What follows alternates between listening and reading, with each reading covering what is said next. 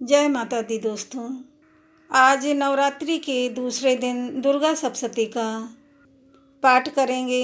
दूसरे दिन द्वितीय अध्याय और तृतीय अध्याय का पाठ करेंगे। आप लोग भी सुनिएगा। शरणागत दीनार्थ परित्राण परायणे सर्वस्यार्ति हरे देवी नारायणी नमोस्तुते। सर्वमंगल मांगल्ये शिवे सर्वार्थ साधिके शरणे त्र्यंबके गौरी नारायणी नमोस्तुते। आरोग्यम देहि मे परमं सुखम रूपम देहि जयम देहि यशो देहि दिशो जहि। शरण में आए हुए दीनों एवं पीड़ितों की रक्षा में संलग्न रहने वाली तथा सबकी पीड़ा दूर करने वाली नारायणी देवी तुम्हें नमस्कार है। देवी से प्रार्थना करके अपने रोग अंदरूनी बीमारी को ठीक करने की प्रार्थना भी करें। ये भगवती आपके रोग को हर कर आपको स्वस्थ कर देंगी। सूलेन पोही नो देवी पाही खड्गन चांबिके घंटा सुने नहा पाही चाप जानी सुनेन चा। अर्थात देवी आप सूल से हमारी रक्षा करें, अंबिके आप खड्ग से भी हमारी रक्षा करें तथा घंटा की ध्वनि और धनुष की टंकार से भी हम लोगों की माँ रक्षा करें। देवी तुम प्रसन्न होने पर सब रोगों को नष्ट कर देती हो और कुपित होने पर मनोवांछित सभी कामनाओं का नाश कर देती हो। जो लोग तुम्हारी शरण में जा चुके हैं उनको विपत्ति तो आती ही नहीं है माँ। तुम्हारी शरण में गए हुए मनुष्य दूसरों को शरण देने वाले हो जाते हैं। सृष्टि स्थिति विनाशानां शक्तिभूते सनातनी गुणाशरे गुणमये नारायणी नमोस्तुते। अर्थात हे देवी नारायणी, तुम सब प्रकार का मंगल प्रदान करने वाली मंगलमयी हो, कल्याणदायिनी शिवा हो, सब पुरुषार्थों को सिद्ध करने वाली शरणागत वत्सला तीन नेत्रों वाली एवं गौरी हो। तुम्हें नमस्कार है माँ। तुम सृष्टि पालन और संहार की शक्तिभूता सनातनी देवी गुणों का आधार तथा सर्वगुणमयी हो। हे नारायणी, तुम्हें नमस्कार है। इस प्रकार देवी उनकी शरण में जाने वालों को इतनी शक्ति प्रदान कर देती हैं कि उस मनुष्य की शरण में दूसरे लोग आने लग जाते हैं। देवी धर्म के विरोधी दैत्यों का नाश करने वाली हैं। देवताओं की रक्षा के लिए देवी ने दैत्यों का वध किया। वह आपके आंतरिक एवं बाहरी शत्रुओं का नाश करके आपकी माँ रक्षा करेंगी। आप बारंबार उनकी शरणागत हो एवं स्वरमय प्रार्थना करें। तुम तीनों लोकों की समस्त बाधाओं को शांत करो माँ और हमारे शत्रुओं का नाश करती रहो माँ। पुनः भगवती के शरणागत जाकर भगवती चरित्र को पढ़ने, उनका गुणगान करने मात्र से सर्व बाधाओं से मुक्त होकर धन्य धान्य एवं पुत्र से संपन्न होंगे। इसमें तनिक भी संदेह नहीं है। भगवती के प्रादुर्भाव की सुंदर गाथाएं सुनकर मनुष्य निर्भय हो जाता है। मुझे अनुभव है कि भगवती के महात्म्य को सुनने वाले पुरुष के सभी शत्रु नष्ट हो जाते हैं। चलिए अब द्वितीय अध्याय शुरू करते हैं। आप सभी लोग भी श्रवण करें। द्वितीय अध्याय। देवताओं के तेज से देवी की उत्पत्ति और महिषासुर सैन्य का विनाश। विनियोगार्थ। इस मध्यम चरित्र के विष्णु भगवान ऋषि, महालक्ष्मी देवता, उष्णिक छंद, शाकंभरी शक्ति, दुर्गा बीज, वायु तत्व और यजुर्वेद स्वरूप माना गया है। श्री महालक्ष्मी की प्रसन्नता के निर्मित मध्यम चरित्र के पाठ में इसका विनियोग वर्णित है। ध्यान में कमलासन पर आसीन प्रसन्न बदना महिषासुरमर्दिनी भगवती श्री महालक्ष्मी का ध्यान करता हूँ, जिनके हाथ में रुद्राक्ष की माला, फरसा, गदा, बाण, वज्र, पद्म, धनुष, कुंडिका, दंड, शक्ति, खड्ग, ढाल, शंख, घंटा, सुरापात्र, शूल, पास और चक्र सुशोभित हैं। ऋषि ने कहा, प्राचीन काल में देवताओं और दानवों में 100 वर्ष तक तुमुल युद्ध हुआ था। इस युद्ध में दानवों का स्वामी महिषासुर तथा देवताओं के अधिपति इंद्रदेव थे। उस भीषण द्वंद्व युद्ध में देवताओं की सेना महाबलवान दैत्यों के आगे टिक न सकी। समस्त देवताओं पर विजय लाभ करके दैत्यराज महिषासुर ने इंद्र के सिंहासन पर अपना आधिपत्य जमा लिया। तदंतर हारे हुए सभी देवगण सृष्टिकर्ता ब्रह्मा जी को अगुआ बनाकर उस स्थान पर गए जहाँ भगवान शिव तथा विष्णु विराजमान थे। वहाँ जाकर देवताओं ने महिषासुर के शौर्य तथा अपनी पराजय का आद्योपांत वर्णन किया। देवताओं ने कहा, हे भगवान, महाबली महिषासुर सूर्य, चंद्र, अग्नि, वायु, इंद्र, यम, वरुण तथा अन्यान्य देवताओं के अधिकार हस्तगत करके स्वयं ही सब देवों का स्वामी बन गया है। उस विधर्मी महिषासुर ने सभी देवों को उनके स्थान स्वर्ग से च्युत कर दिया है और अब वे निष्कासित देव भूतल पर मनुष्यों के समान भटक रहे हैं। असुरों की यह सारी घटना मैंने आप लोगों के सम्मुख निवेदित कर दी। अब हम देवगण आपके शरणापन्न हुए हैं। आप विचार करके उस दानव के वध का कोई उपाय बतलाइए। देवताओं के मुख से ऐसी बात सुनकर भगवान विष्णु और शिवजी दैत्यों पर बहुत ही कुपित हुए। इस कांड से उन देवादिदेव की भौहें चढ़ गईं और मुंह टेढ़ा हो गया। तदंतर अत्यंत क्रोधित चक्रपाणी विष्णु भगवान के मुख से एक महान तेज का आविर्भाव हुआ। फिर ब्रह्मा और शंकर जी के शरीर से भी वैसा ही तेज निकला। इसी प्रकार इंद्रादि अन्य देवों के शरीर से भी उसी प्रकार का तेज पुंज उत्पन्न हुआ। निकलने के बाद ही वे सभी तेज पुंज परस्पर मिलकर एक हो गए। वह महान तेज पुंज ज्वलंत पर्वत के सदृश जान पड़ने लगा। देवताओं ने देखा कि उसकी ज्वालाएं समस्त दिगंतों में व्याप्त हो रही हैं। समस्त देवों के शरीर से प्रादुर्भूत तेज पुंज अतुलनीय था। उस तेज पुंज के एक साथ मिलित होने से वह नारी के रूप में परिवर्तित हो गया और अपने प्रकाश से प्रकाशित होकर त्रिलोक में छा गया। भगवान शिव के शरीर से निकले हुए तेज के द्वारा महामाया देवी का मुख्य प्रकट हुआ। यमराज के तेज से देवी के सिर के केश निकले और विष्णु भगवान के तेज से उनकी भुजाओं का निर्माण हुआ। चंद्रमा के तेज से स्तनद्वय, इंद्र के तेज से कटिभाग, वरुण के तेज से जांग तथा पैर की पिंडली और पृथ्वी के तेज से नितंब की उत्पत्ति हुई। ब्रह्मा जी के तेज से दोनों पैर तथा सूर्य के तेज से उंगलियां उत्पन्न हुई। अष्टवसुओं के तेज से हाथों की अंगुलियां और कुबेर के तेज से नासिका निर्माण हुआ। प्रजापति के तेज से दंतावली तथा अग्नि के तेज से 3 नेत्रों का प्रादुर्भाव हुआ। संध्या के तेज से भ्रुकुटी, दोनों भौहें, वायु के तेज से कान उत्पन्न हुए थे। इसी प्रकार अन्य सभी देवों के मिलित तेज से देवी की उत्पत्ति हुई। संपूर्ण देवी के मिलित तेज से प्रादुर्भूत उस देवी की मूर्ति को देखकर महिषासुर द्वारा संतप्त देवता लोग अत्यंत प्रमुदित हुए।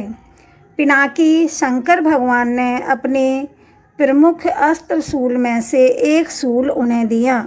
फिर भगवान विष्णु ने अपने चक्र से दूसरे नए चक्र का निर्माण करके देवी को प्रदान किया। वरुण देव ने शंख, अग्निदेव की शक्ति, वायु ने धनुष तथा बाढ़ से पूरित 2 तरकस देवी को अर्पित किए। सहस्त्रलोचन देवराज इंद्र ने अपने वज्र से निर्मित एक वज्र तथा ऐरावत हाथी से उतारकर 1 घंटा अर्पण किया।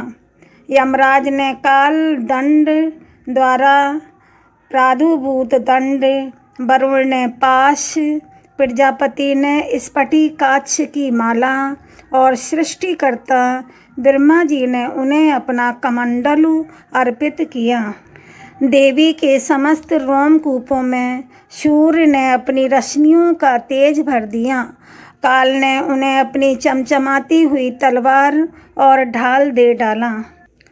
क्षीर सागर ने उज्ज्वल हार, कभी जीर्ण न होने वाले 2 दिव्य वस्त्र, दिव्य चूड़ामणि, 2 कुंडल, कड़े, समुज्ज्वल अर्धचंद्र, भुजाओं के लिए केयूर, बाहुओं में धारण करने का एक प्राचीन आभूषण बाजूबंद प्रदान किया। दोनों चरणों में धारण करने के लिए विमल नूपुर, गले की उत्तम हंसुली और सभी उंगलियों में धारण करने के लिए रत्न जटित अंगूठियां भी अर्पित की।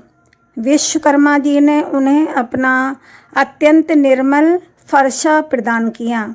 इसके साथ ही साथ उन्होंने अनेकों प्रकार के अस्त्र और कभी विद्ध न होने वाले कवच दिए। अस्त्रों के अतिरिक्त उन्होंने मस्तक और वक्ष पर धारण करने के निर्मित देवी को सदैव हरे भरे रहने वाले कमलों की बनी हुई मालाएं भी दी। सागर ने उन्हें सुंदर कमल पुष्प भेंट किए और हिमालय पर्वत ने उनकी सवारी के लिए सिंह तथा अनेकों प्रकार के रत्न आदि भेंट किए। धन के स्वामी कुबेर ने मधु से पूरित पात्र दिया। संपूर्ण पृथ्वी को धारण करने वाले नागराज शेष ने बहुमूल्य मणियों से विभूषित नागहार का उपहार दिया। इसी प्रकार अन्य देवों ने भी अपने अपने अस्त्र शस्त्र और आभूषण देकर देवी का सम्मान किया। इसके अनंतर उच्च स्वर से अट्टहास करते हुए देवी ने बारंबार गर्जन किया। उनके भयंकर गर्जन से संपूर्ण आकाश गुंजायमान हो उठा।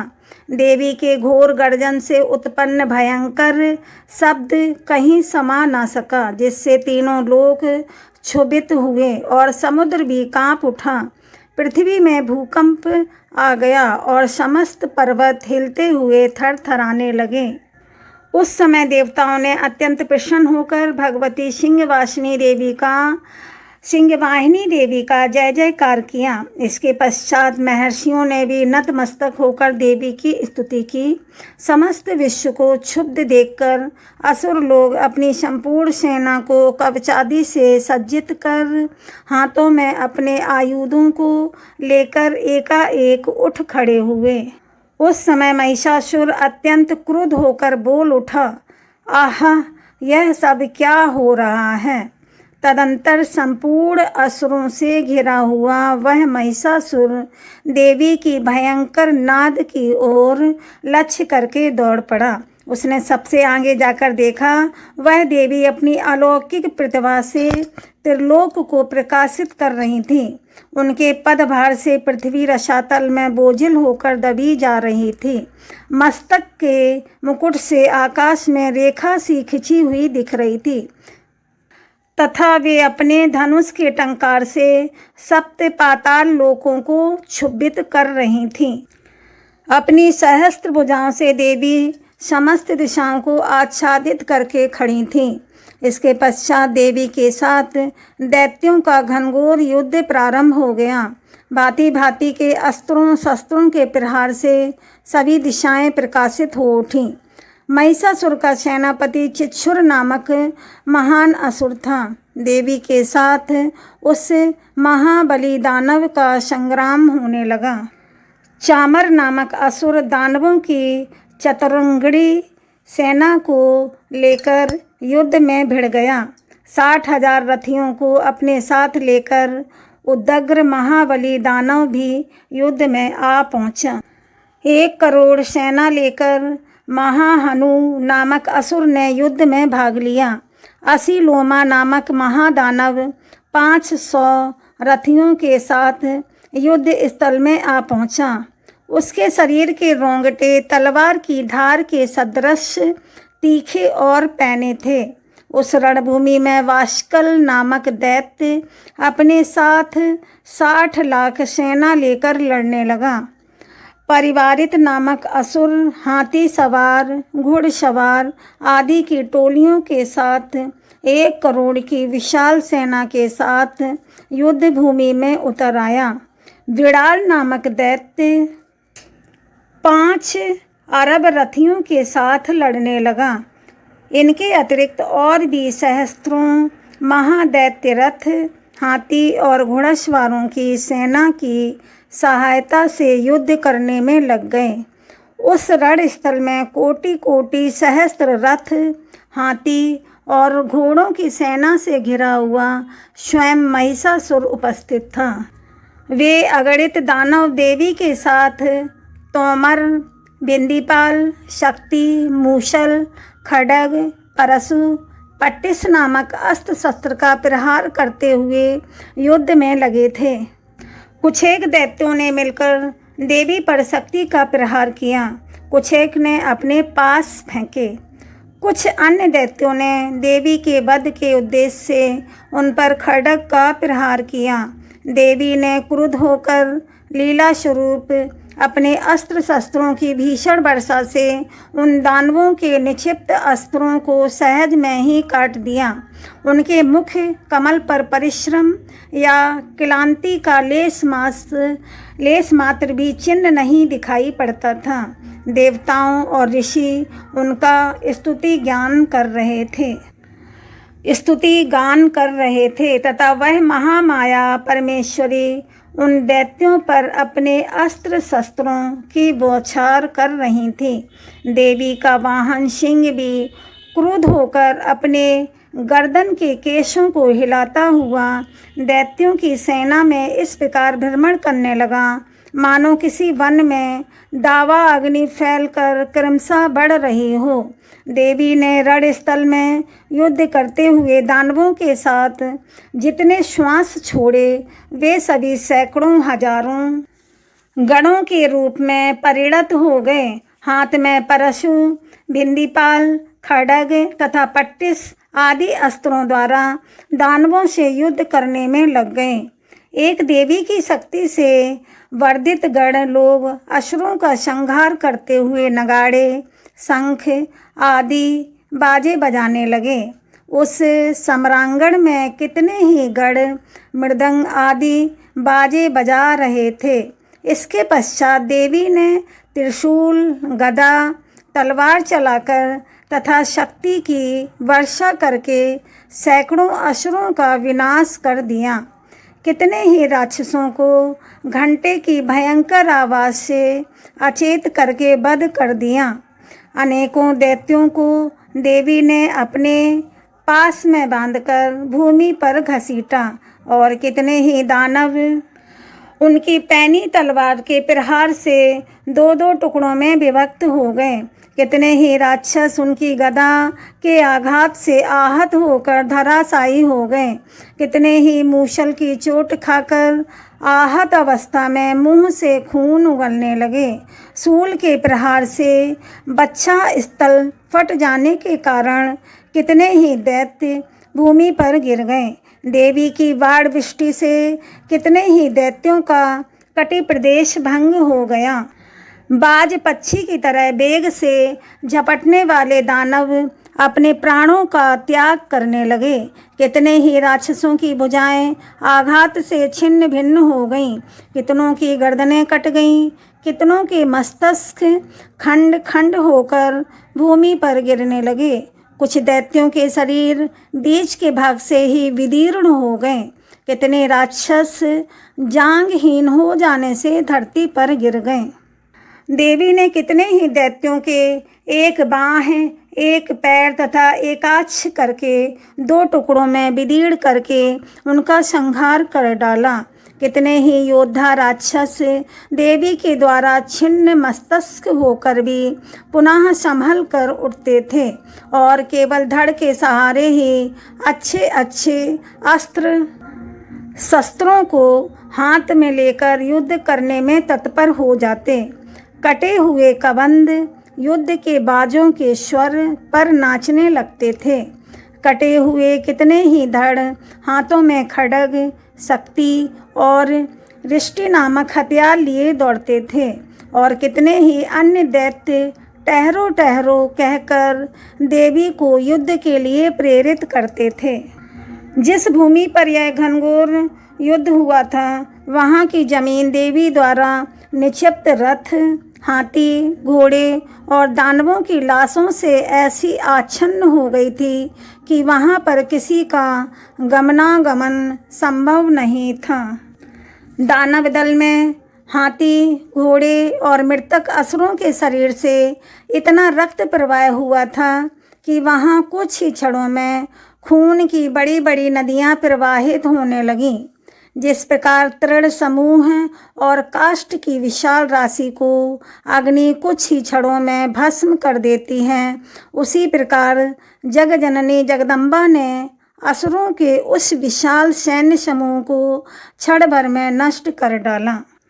देवी का सिंह भी अपनी गर्दन के बालों को हिला हिलाकर घोर गर्जन कर रहा था। कितने ही दैत्यों की उस गुरु गर्जन से ही मानो प्राण पखेरु निकले जा रहे थे। देवी के गणों ने भी उन दानवों के साथ ऐसा भीषण युद्ध किया जिससे आकाश में दर्शक बने देवतागण भी बहुत ही प्रसन्न हुए और उन पर आकाश मार्ग से सुमन की वृष्टि करने लगे। द्वितीय अध्याय समाप्त। बोलो माँ शेरोवाली की। तृतीय अध्याय महिषासुर वध। ध्यान। जगदम्बिका के श्रीअंगों की शोभा सहस्त्रों उदित होते हुए सूर्यों के तुल्य हैं। उनकी रक्तवर्ण की साड़ी के साथ गले में मुंडमाला सुशोभित हो रही हैं। दोनों स्तन उनके रक्त चंदनार्चित हैं। उनके कर कमलों में जपमाला, विद्या, अभय तथा वर नामक ये 4 मुद्राएं शोभा पा रही हैं। उनका मुख कमल त्रिनेत्रों से युक्त होकर शोभायमान हो रहा है। मस्तक पर रत्न जड़ित मुकुट के साथ ही चंद्रमा भी विराजमान है। ये स्वयं कमल आसन पर आसीन है। ऐसी देवी को मैं भक्ति युक्त चित्त से नमस्कार करता हूँ। ऋषि ने कहा, इस प्रकार दानवी सेना का संहार होते हुए देखकर सेनापति चिछुर क्रोधित होकर अंबिका देवी से युद्ध करने के लिए उनके सम्मुख आया। सुमेरु पर्वत के शिखर पर होने वाली मेघों की वर्षा की भांति वह दानव देवी पर अपने बाणों की वर्षा करने लगा। तत्पश्चात देवी ने अपने बाणों से उसके बाण समूहों को अनायास ही नष्ट करके उसके सारथी और रथ के घोड़ों को मार डाला। इसके साथ ही उसके धनुष तथा ध्वजा को भी काटकर फेंक दिया। धनुष के कट जाने पर उसके समस्त अंगों को अपने बाणों से छेद डाला। अपने धनुष, रथ, घोड़े और सारथी के नष्ट हो जाने से वह दानव अपनी तलवार और ढाल को लेकर देवी की ओर झपटा। उसने तेज धार वाली तलवार से सिंह के मस्तक पर आघात करके देवी की बाईं भुजा में अत्यंत वेग से प्रहार किया। राजन, देवी की बाएं के स्पर्श से वह तलवार भग्न हो गई। अपना प्रहार निष्फल होते देखकर उस राक्षस ने क्रोध से रक्त नेत्र करके हाथों में शूल उठाया। तब उस महादानव ने देवी भद्रकाली के ऊपर अपना शूल चलाया। वह आकाश मंडल से गिरते हुए सूर्य मंडल के समान अपने तेज से देदीप्यमान हो गया। बड़े वेग से उस शूल को अपनी ओर आते देखकर प्रत्युत्तर में देवी ने भी अपना शूल चलाया। देवी के शूल के प्रहार से दानव शूल के सैकड़ों खंड हो गए। साथ ही उस शूल के द्वारा महाबली सेनापति छिछुर का प्राणांत हो गया। महिषासुर के महावीर सेना नायक छिछुर के वधोपरांत देवताओं का पीड़क चामर नामक राक्षस हाथी पर सवार होकर लड़ने के लिए आया। उसने आते ही देवी पर शक्ति का आघात किया, परंतु जगदम्बिका ने उसे केवल हुंकार मात्र से ही घायल और निष्प्रभ करके तत्क्षण भूमि पर सुला दिया। अपनी खंडित शक्ति को देखकर चामर परम कुपित हुआ। क्रोध में भरकर उसने शूल का वार किया, किंतु देवी ने उस शूल को अपने बाणों द्वारा काट गिराया। इतने में अवसर पाकर देवी का सिंह हाथी के मस्तक पर उछल पड़ा और दानव के साथ बाहु युद्ध करने को उद्यत हुआ। वे दोनों लड़ते लड़ते हाथी से भूमि पर उतर आए और अत्यंत क्रोधित होकर परस्पर प्रचंड प्रहार करते हुए लड़ने लगे। तत्पश्चात देवी का सिंह पंजों के प्रहार से चामर का सिर धड़ से भिन्न कर दिया। इसी प्रकार उदग्र दैत्य पत्थरों और वृक्षों की चोट खाकर रण स्थल में देवी के हाथों मारा गया और कराल राक्षस भी दांतों, घूसों एवं थप्पड़ों की मार से भूमि पर गिर पड़ा। गदा के प्रहार से देवी ने उद्यत नामक राक्षस को चकनाचूर कर दिया। बिंदीपाल से वाष्कल एवं बाणों से ताम्र तथा अंधक को यमराज के घर भेज दिया। त्रिनयना परमेश्वरी ने अपने त्रिशूल से उग्राश, उग्रवीर तथा महाहनु नामक दानवों को मार गिराया। बिड़ाल दैत्य के मस्तक को तलवार के आघात से मुंडहीन कर दिया। दुर्धर और दुर्मुख नामक दोनों राक्षसों को अपने बाणों से बींध कर यमालय में भेज दिया। इस प्रकार अपनी सेना का क्षय होते देखकर महिषासुर ने भैंसे का रूप बनाकर देवी के गणों को त्रस्त करना प्रारंभ किया। वह राक्षस किसी किसी को थूथुन से मारकर, किसी किसी पर खुरों के प्रहार से, किसी किसी को पूंछ की चोट से और कुछ को अपने सींगों से विदीर्ण कर दिया। कुछ गणों को प्रबल वेग से, किसी को सिंहनाद के द्वारा, किसी को घुमाकर और कितने को ही अपने निःश्वास वायु के झोंके से भूमि पर गिरा दिया। इस प्रकार गणों की सेना को तितर बितर करके वह राक्षस भगवती के सिंह को मारने के लिए वेग से झपट पड़ा। इससे महामाया को अतीव क्रोध उत्पन्न हुआ। उधर महाबलशाली महिषासुर भी क्रुद्ध होकर भूमि को अपने खुरों से खोदने लगा और अपने सींगों से उठा उठाकर बड़े बड़े पर्वतों को फेंककर गर्जन करने लगा। उसके वेग के घुमाने से कारण पृथ्वी अत्यंत क्षुभित होकर फटने से लगी। उसकी पूंछ से टकराकर सागर पृथ्वी को जलमग्न करने लगा। हिलते हुए सींगों के प्रहार से बादलों के समूह छिन्न भिन्न हो गए। उसके श्वास की प्रबल वायु के कारण उड़ते हुए सैकड़ों पर्वत आकाश से भूमि पर गिरने लगे। उस महादानव को क्रोध की मुद्रा में अपनी ओर लक्ष्य देखकर चंडिका देवी ने भी उसको मारने के लिए उस पर महान क्रोध प्रकट किया। सर्वप्रथम देवी ने अपने पास फेंककर उस महाबली असुर को बांध लिया। अपने को उस महारण स्थल में बंद जाने पर उस राक्षस राज ने भी अपने बनावटी महिष स्वरूप का परित्याग कर दिया। तुरंत ही वह दैत्य मायावी सिंह के रूप में देवी के सामने आ गया। ऐसी स्थिति में जैसे ही अंबिका ने उसका सिर छेदन करना चाहा, त्यों ही वह राक्षस खड्गधारी पुरुष वेश में दिखाई पड़ने लगा। देवी ने तत्काल ही बाण वृष्टि करके ढाल और तलवार के सहित उस महिषासुर को भेद दिया। तब वह मायावी राक्षस गजराज के रूप में परिवर्तित हो गया। गजराज के वेश में वह राक्षस अपनी सूंड से देवी के विशाल सिंह को खींचने और गरजने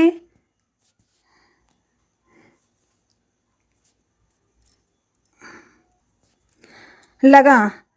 गरजने लगा। खींचने का प्रयास करते ही देवी ने अपनी तलवार से उसकी सूंड काट ली। तदंतर उस महादानव ने पुनः अपने पहले वाले भैंसे के रूप को ग्रहण कर लिया और पहले की तरह चराचर प्राणियों सहित त्रिलोक को आतंकित करने लगा। तत्पश्चात जग जननी चंडिका भवानी बारंबार उत्तम मधुपान करते हुए आंखें लाल करके हंसने लगीं। वह राक्षस बल और पराक्रम के मद में उन्मत्त की भांति घोर गर्जन करने लगा और अपने सींगों पर उठा कर पर्वतों को देवी पर निक्षेप करने लगा।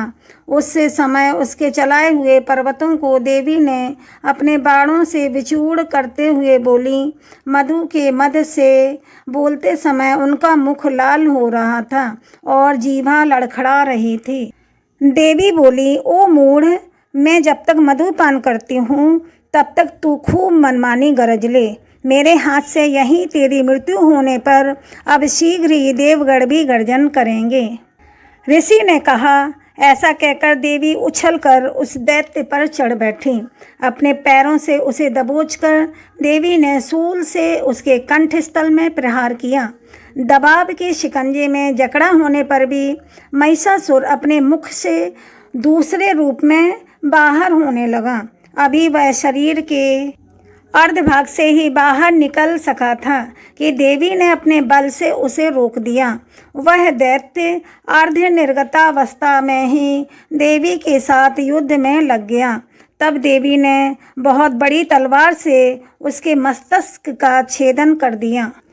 महिषासुर के मरते ही उसकी बची कुछी सेना हाहाकार करती हुई भाग खड़ी हुई तथा समस्त देव अत्यंत आनंदित हुए। देवताओं ने दिव्य महर्षियों के साथ मिलकर माँ भगवती दुर्गा की स्तुति की। गंधर्वराज प्रमुदित होकर गान करने लगे तथा अप्सराएं भी नाचने लगीं। तृतीय अध्याय समाप्त। बोलो शेरों वाली मैया की जय।